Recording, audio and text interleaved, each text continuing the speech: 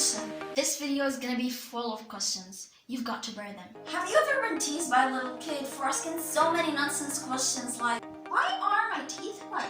How many cakes are there in the store? What the heck is Corona? Well, curiosity is about creativity. It's the engine of thought, or the instinct of mind, as many philosophers call it. Curiosity is born with us. It's an innate blessing from God that we often neglect. We no doubt are ignorant, and will always be. And those who claim having the absolute truth about something are actually the most ignorant. So basically, that little kid was not trying to tease you. Instead, you were the one who was trying to ignore or escape the voice of your curiosity by assuming that everything is normal or is being the way it's supposed to be. Here's another question. Is it getting too annoying? I'm not sorry. Anyways, so the question is, since curiosity is innate and is the instinct of mind, why do you have incurious people? Well, that's a wrong assumption. There are no incurious people actually. But the thing is, people are curious about different things. Some are curious about the universe. Others are curious about the language origins. Some about theology and religion.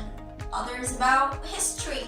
And some people are too curious about other people's lives, dying to know why the couple in their neighborhood were divorced. See? Everyone's curious. When God created Adam, peace be upon him, the first thing he did was to teach him the name of all things, when the angels themselves didn't know those names. This indicates that the ability to learn is not only one of our superpowers, but it's the one that makes us humans. How can we stop wondering about everything when we know that the universe is expanding? Which makes us realize how little we know. Why do we praise our being when we're able to calculate the speed of light or the size of an ancient dinosaur? How can we consider the scene of the sky normal when we understand that what we see is actually an image of how the sky looked like 100 years ago? How can we stop searching when we know that visiting the future is possible? Well, yeah, Interstellar is not a lie, surprisingly. And by the way, there are cosmological theories that discuss the possibility of visiting the past as well. Check it out. Why aren't we astonished by the dreams we see every night?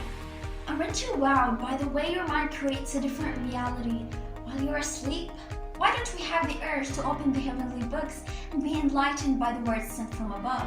When will we wonder about the actual reasons behind being different, instead of judging people according to our own perspectives? How are we satisfied about what we know, while knowledge itself is still not accurately defined? What are we waiting for when our lives on Earth are obviously limited? Now you might ask, why all this pointless stuff? Why would I cause myself a headache? What's wrong with all the easy answers everyone knows? Well, here's a quite funny but meaningful quote by an author named H.L. Mencken that goes something like, for every complex question, there's an answer that is clear, simple, and wrong. Wait, you didn't laugh? Okay. But see, curiosity is not always meant to result in right answers. It's more about discovering new answers. And that is because absolute right and wrong don't really exist. When we grow up, curiosity forces us to re-question our beliefs. We become suspicious about things we used to consider as postulates. Or sometimes we ask ourselves questions we haven't asked before, like, why do we understand things the way we do? But you know what? If you find yourself curious, it means you're alive. What we have to do is to keep learning. A scientist named Robert Inger, who studied frogs for a really long time, was once asked about the reason why he keeps working on frogs, and his answer was, well, there's still things I don't know, and there's still interesting questions to ask. As simple as that. So, what stops us? Well, there are plenty of reasons why we don't usually ask. Here are two of them.